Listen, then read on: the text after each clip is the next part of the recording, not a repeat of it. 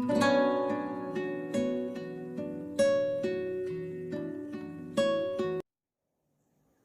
Dear students, આજે આપણે જોઈશું ઘન પદાર્થ જે વાત કરી આપણે કે સ્ફટિકમય ઘન પદાર્થ, તો એના કેટલાક પ્રકાર જોઈશું। તો વિદ્યાર્થી મિત્રો, સ્ફટિકમય ઘન પદાર્થના પ્રકારો। તો સૌથી પહેલા અહીંયા આપણે જોઈશું કે ઘન પદાર્થની અંદર પહેલો પ્રકાર આણ્વીય ઘન પદાર્થ। આણ્વીય ઘન, ઓકે। તો વિદ્યાર્થી મિત્રો, આણ્વીય ઘન પદાર્થ કોને કહેવાય?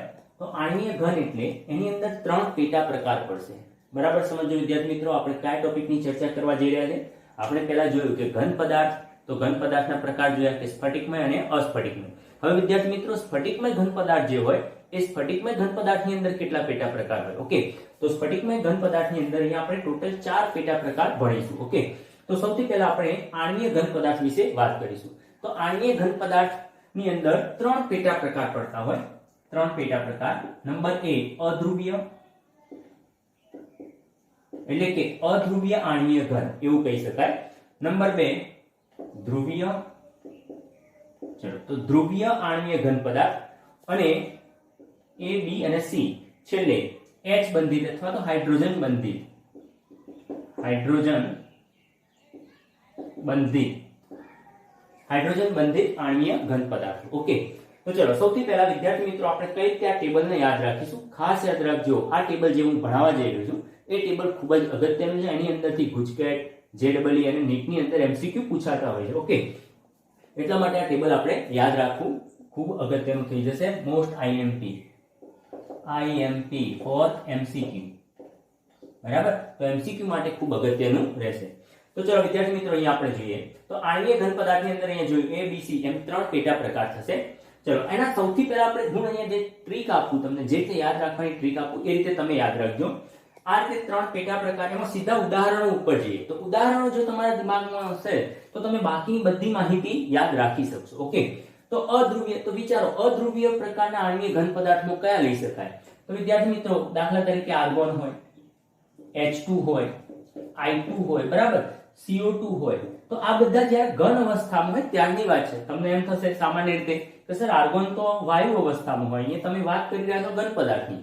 H2 એ પણ વાયુ અવસ્થામાં હોય અને તમે ઘન પદાર્થની વાત કરી રહ્યા છો। તો વિદ્યાર્થી મિત્રો, આ જે વાયુ હોય એ ખૂબ જ નીચા તાપમાને ઘન અવસ્થામાં પણ રૂપાંતરિત કરી શકાય।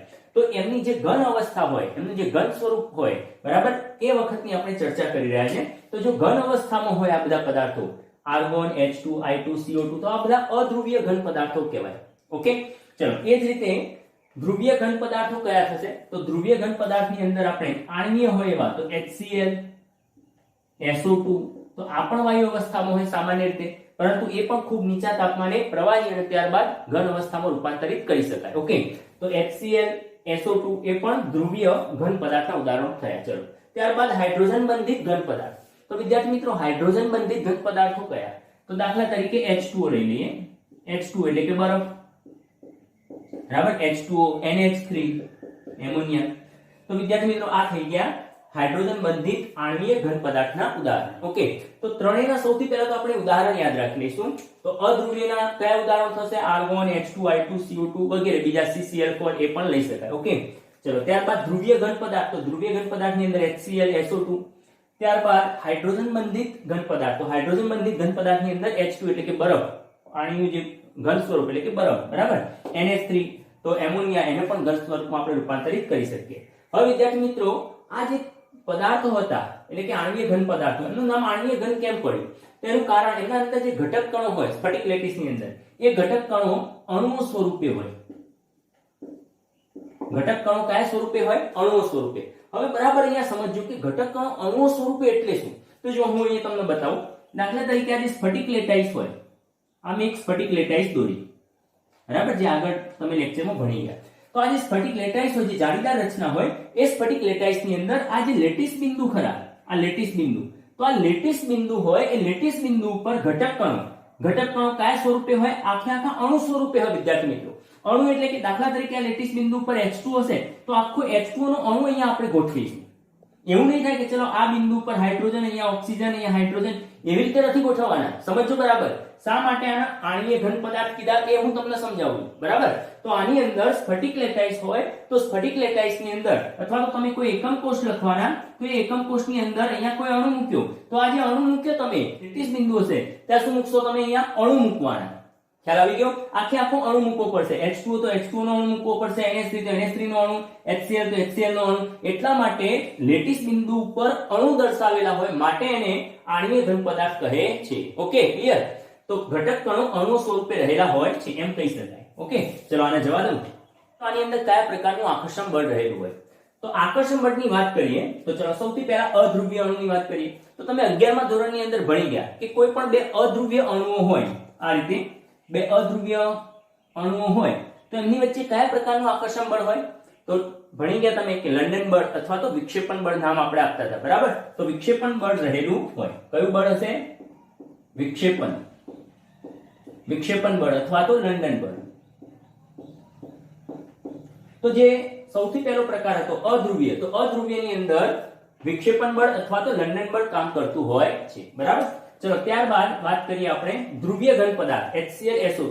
તો ધ્રુવીય ઘન પદાર્થની અંદર કયા પ્રકારનું આકર્ષણ બળ કામ કરતું હતું? તો દ્વિધ્રુવીય પ્રકારનું આકર્ષણ બળ કામ કરતું હતું. તો એમ કહી શકાય કે દ્વિધ્રુવીય પારસ્પરિક ક્રિયા. ઓકે, તો આની અંદર જે આકર્ષણ બળ છે એ આકર્ષણ બળ દ્વિધ્રુવીય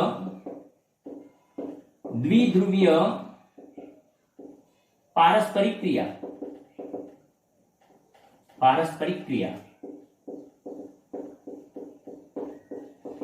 ઓકે, ચલો દ્વિધ્રુવીય પારસ્પરિક ક્રિયા. વિદ્યાર્થી મિત્રો આ ઉદાહરણ થોડું નીચે લઈ જઈએ આપણે. H2O એટલે કે બરફ અને NH3. ચલો તો આની અંદર હાઇડ્રોજન બંધિત. તો વિદ્યાર્થી મિત્રો આની અંદર બંધન કયું હોય? H બંધ. કયો બંધ જોવા મળે આપણને? H બંધ. ઓકે, તો H બંધ રહેલો હોય છે. ઓકે, ત્રણેયની અંદર ઘટક કણો આપણે અણુ સ્વરૂપે જ લખીશું. ત્રણેયની અંદર ઘટક કણો કયા સ્વરૂપે હોય? અણુ સ્વરૂપે જ રહેલા હોય છે. હવે ત્યારબાદ વાત કરીએ ભૌતિક સ્વભાવની. તો ભૌતિક સ્વભાવની અંદર શું લખીશું? તો ભૌતિક સ્વભાવ એટલે સખત હોય, મૃદુ હોય, સ્વભાવે કેવા હોય? નરમ કે સખત, એની ચર્ચા કરીશું. તો વિદ્યાર્થી મિત્રો આ જે CO2 અથવા H2 ના જે ઘન પદાર્થ હોય એનું જે ઘન સ્વરૂપ હોય એ સ્વભાવે મૃદુ હોય. મૃદુ એકદમ નરમ, પોચા હોય. બરાબર. આ પણ એ જ રીતે મૃદુ. પરંતુ તમે જાણો છો તો બરફ કેવો હોય? સ્વભાવે સખત હશે. બરાબર. બરફ સખત. તો આ સખત હોય છે. ચલો ત્યારબાદ વાત કરીએ વિદ્યુત વાહકતા અને ગલનબિંદુની. તો વિદ્યુત વાહકતાની અંદર વિદ્યુતના અવાહક રહેશે. અવાહક. આ પણ અવાહક. બરાબર. તો વિદ્યુતનું વહન કરી શકતા નથી. ગલનબિંદુની વાત કરીએ તો જે ફર્સ્ટ વન જે હતા એટલે કે અણુ જે આ અધ્રુવીય અણુ હતા તો એ અધ્રુવીયનું ગલનબિંદુ ખૂબ જ ઓછું હોય. ઘણા નીચા ગલનબિંદુ ધરાવે. નીચા. બરાબર. અને નીચા. ઓકે, તો આ રીતે વિદ્યાર્થી મિત્રો એમના ગલનબિંદુ પણ ઘણા નીચા રહેશે. કારણ કે તમે જાણો છો કે બરફ હોય તો બરફનું ગલનબિંદુ 0 ડિગ્રી સેલ્સિયસ એટલે કે ઓરડાના તાપમાન કરતા ઓછું તાપમાન હોય. ઓકે, એટલા માટે આપણે એના ગલનબિંદુ નીચા લખીશું. ચલો ખ્યાલ આવી ગયો? કમ્પ્લીટ. તો એકવાર જોઈ લેજો આને અને આનો એક સ્ક્રીનશોટ લઈ લેજો.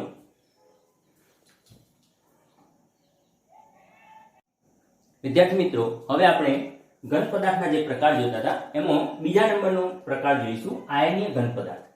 તો વિદ્યાર્થી મિત્રો આયનીય ઘન પદાર્થના ઉદાહરણો સૌથી પહેલા આપણે દિમાગની અંદર યાદ રાખી લઈશું. તો કયા ઉદાહરણો થાય? દાખલા તરીકે NaCl, CaF2, MgO. MgO પણ એનું ઉદાહરણ કહેવાય. Okay, MgO. ત્યારબાદ બીજું વિચારશો તો KCl લઈ શકાય, KNO3 લઈ શકાય, ZNS લઈ શકાય. ઘણા બધા ઉદાહરણો લઈ શકાય. બરાબર. તો આ બધા ઉદાહરણો આયનીય ઘન પદાર્થના ઉદાહરણો થયા. હવે વિદ્યાર્થી મિત્રો ઘટક કણો. તો ઘટક કણો કયા સ્વરૂપે હોય? તો અહીંયા જોઈશું તો ઘટક કણો એટલે શું? તો આ જે સ્ફટિક લેટાઈસ આપણે દોરીએ, સ્ફટિક લેટાઈસ. તો આ સ્ફટિક લેટાઈસની અંદર જ્યાં લેટિસ બિંદુ હોય એ લેટિસ બિંદુ ઉપર ઘટક કણો કયા સ્વરૂપે રહેલા હોય? તો તમે NaCl નો અણુ ભણી ગયા, NaCl નો એકમ કોષ ભણી ગયા 10મા ધોરણની અંદર કદાચ આવતું હતું. ઓકે, તો એની અંદર તમે જોયું હશે કે આ પોઈન્ટ હોય લેટિસ બિંદુ, તેના ઉપર Na+, Cl-, Na+, Cl-, Na+, Cl-, Na+, Cl-. એટલે કે કહેવાનો મીનિંગ એ કે જે લેટીસ બિંદુ હતા એ લેટીસ બિંદુ ઉપર આયનો રહેલા હોય છે. અહીંયા લખીએ કે Cl- અને Na+. ઓકે, તો આયન સ્વરૂપે હોય તો ઘટક કણો આપણે શું લખીશું? આયન સ્વરૂપે. ઓકે, ચલો. ઓકે, હવે વિદ્યાર્થી મિત્રો બંધનની વાત કરીએ તો બંધન એટલે એમની વચ્ચેનું આકર્ષણ બળ. તો કયા પ્રકારનો બંધ હોય? તો હંમેશા યાદ રાખજો, ધન વીજભાર અને ઋણ વીજભાર વચ્ચે જે પણ આકર્ષણ બળ હોય એને આપણે કુલંબિક આકર્ષણ બળ કહીએ છીએ, અથવા તો સ્થિર વિદ્યુતીય આકર્ષણ બળ. તો અહીંયા બંધનની અંદર કુલંબિક આકર્ષણ બળ અથવા સ્થિર વિદ્યુતીય આકર્ષણ બળ બરાબર કામ કરતું હશે. ત્યારબાદ વિદ્યાર્થી મિત્રો ભૌતિક સ્વભાવની વાત કરી લઈએ. તો ભૌતિક સ્વભાવ એટલે કે શું એ સ્વભાવે નરમ હોય કે સખત હોય એની ચર્ચા કરવાની. તો તમે જાણો છો NaCl નો ટુકડો તમે જોયો હશે તો કેવો હોય? શું તમે દબાવો તો એ દબાઈ જશે આસાનીથી? પોચો હોય? ના, એ સખત હોય. ઓકે, તો ભૌતિક સ્વભાવ કેવો રહેશે એનો? સખત. પરંતુ જો એ હાથમાંથી પડી જાય તો એના ટુકડા થઈ શકે, એટલે કે બરડ પણ હોય. તો સખત અને બરડ હોય છે. ઓકે, ચલો. ત્યારબાદ વિદ્યાર્થી મિત્રો વિદ્યુત વાહકતાની વાત કરીએ. તો આ જે NaCl નો ટુકડો હોય ઘન અવસ્થાની અંદર હોય, જ્યારે દાખલા તરીકે જસ્ટ મિનિટ સમજી લેજો, આ એક ક્યુબ છે મારી પાસે, આ NaCl નો સ્ફટિક સેમ ધારી લો. તો આ જે NaCl નો ટુકડો હોય, સ્ફટિક હોય, તો NaCl નો સ્ફટિક ઘન અવસ્થાની અંદર વિદ્યુતનું વહન કરી શકતો નથી. ઘન અવસ્થામાં વિદ્યુતનું વહન નહીં કરી શકે. કેમ? કારણ કે એની અંદર જે Na+Cl- જે આયનો રહેલા છે એ આયનો બંધિત હોય, એટલે કે જોડાયેલા હોય, મુક્ત હોતા નથી, એટલે વિદ્યુતનું વહન કરવા માટે સક્ષમ હોતા નથી. ઓકે, મુક્ત અવસ્થામાં હોતા નથી એમ કહી શકાય.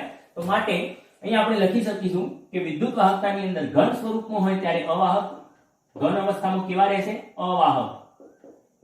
ઓકે, પરંતુ જો એ પીગળિત અવસ્થામાં હોય અથવા તો જલીય દ્રાવણ હોય એમનું, તો એની અંદર એ આયનો બધા મુક્ત થઈ ગયા હોય. ઓકે, તો પીગળિત અવસ્થા, પીગળિત તેમજ જલીય દ્રાવણમાં, જલીય દ્રાવણ જે હશે જલીય દ્રાવણ સુવાહક. ઓકે, તેમને પીગળિત તેમજ જલીય દ્રાવણ જે હોય એ કેવા રહેશે? સુવાહક હશે. ચલો ગલનબિંદુની વાત કરીએ. તો આયનિક ઘન પદાર્થો જે હોય એમના ગલનબિંદુ ઘણા ઊંચા હોય. ઓકે, તો ગલનબિંદુ ઊંચા. ચલો ખ્યાલ આવી ગયો છે? એકવાર આનું સ્ક્રીનશોટ લઈ લેજો.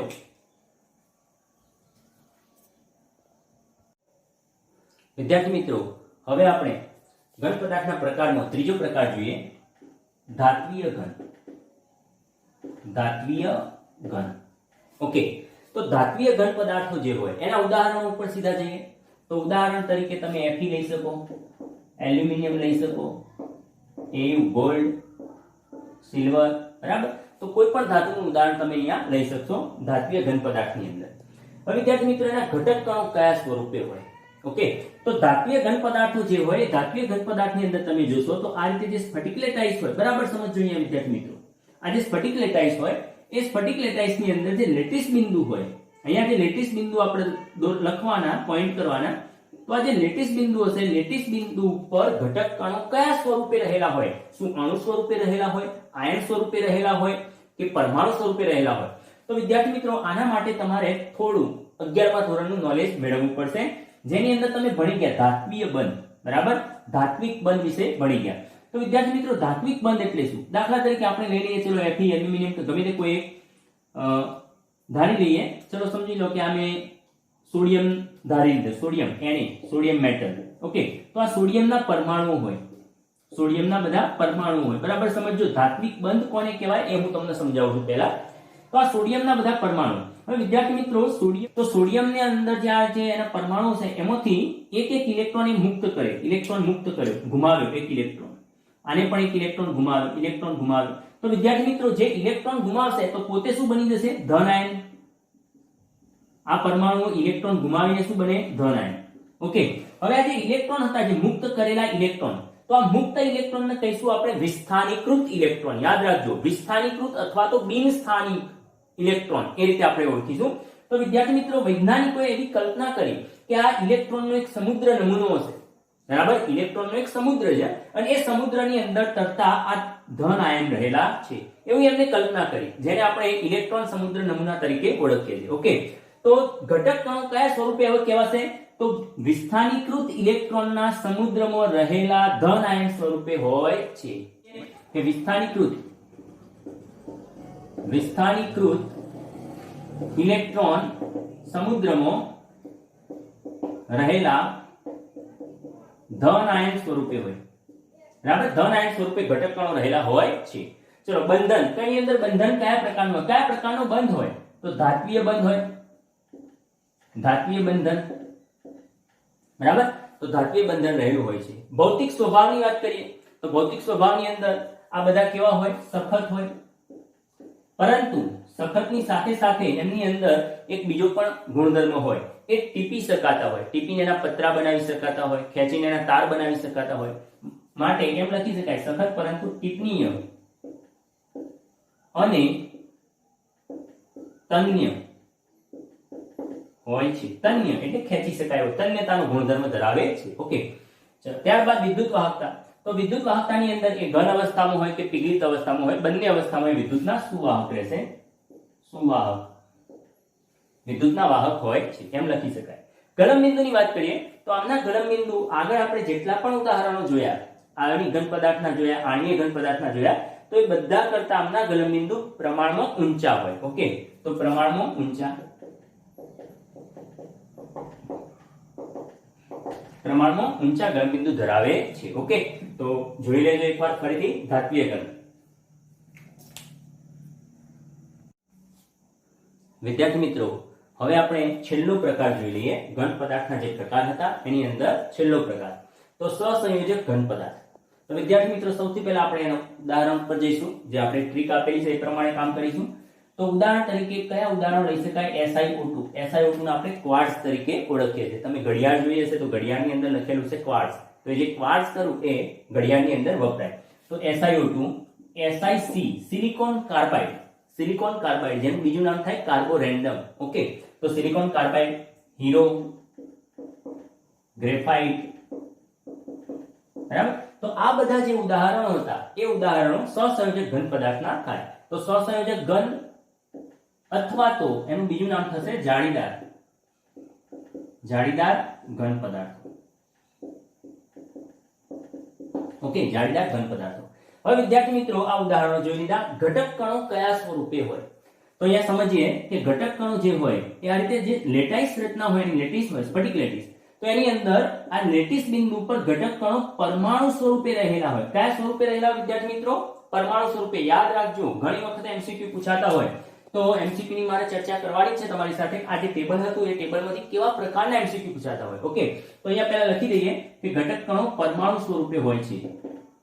પરમાણુ સ્વરૂપે હોય છે. ઓકે, તો પરમાણુ સ્વરૂપે કઈ રીતે?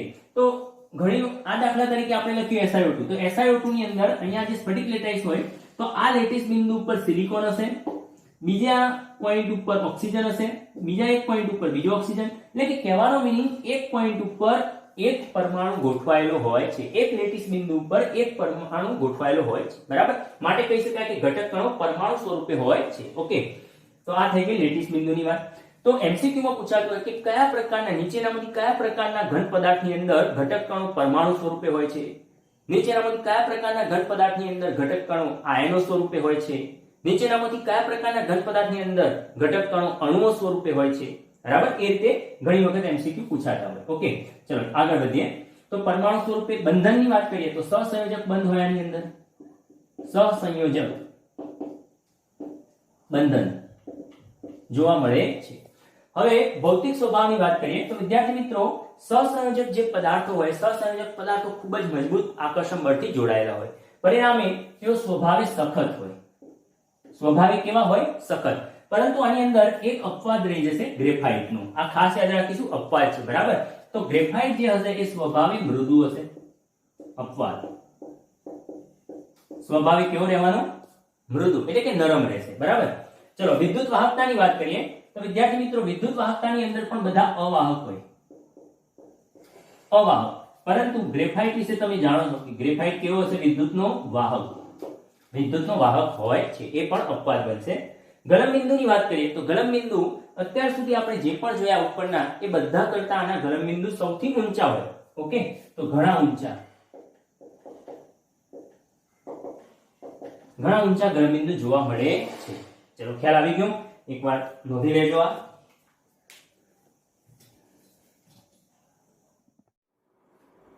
તો વિદ્યાર્થી મિત્રો, આપણે અહીંયા ટોટલ 4 પ્રકાર જોયા ઘન પદાર્થના: આણ્વીય ઘન, આયનીય ઘન, ધાત્વીય ઘન અને સહસંયોજક અથવા તો જાળીદાર ઘન.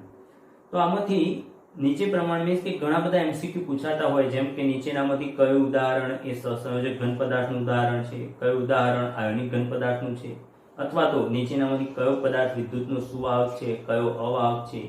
ઘણી વખત એવું પણ પૂછાતું હોય કે નીચેનામાંથી કયો પદાર્થ સૌથી વધારે ગલનબિંદુ ધરાવે છે, કયા પદાર્થનું ગલનબિંદુ સૌથી નીચું હશે. ઓકે, તો આ રીતે જુદા જુદા પ્રકારના એમસીક્યુ પૂછાઈ શકતા હોય. તો આપણે એ રીતે એ બાબતને ધ્યાનમાં રાખી અને આ ટેબલ યાદ રાખીશું. ઓકે, કેટલીક વખતે આ પ્રશ્ન પૂછાતો હોય કે હીરો સખત છે જ્યારે ગ્રેફાઇટ સ્વભાવે મૃદુ છે, સમજાવો.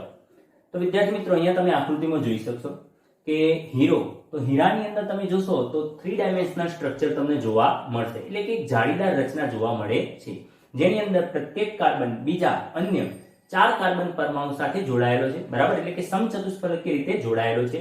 પરિણામે એની જે જાળીદાર રચના હશે ખૂબ જ મજબૂત હોય છે. જ્યારે ગ્રેફાઇટની વાત કરીએ તો વિદ્યાર્થી મિત્રો, ગ્રેફાઇટની અંદર તમે જોઈ શકો છો આકૃતિની અંદર કે સ્તરીય રચના હોય છે. બરાબર, તો એક સ્તર બીજા સ્તર ઉપર ગોઠવાયેલું હોય, એના ઉપર એક બીજું સ્તર ગોઠવાયેલું હોય, તો સ્તરીય રચના હોવાના કારણે એ સરળતાથી સરકી શકે છે. પરિણામે તે સ્વભાવે મૃદુ છે એમ લખી શકાય. ઓકે, પ્રશ્ન પણ પૂછાતો હોય કે હીરો વિદ્યુતનો અવાહક છે જ્યારે ગ્રેફાઇટ વિદ્યુતનો સુવાહક છે, સમજાવો.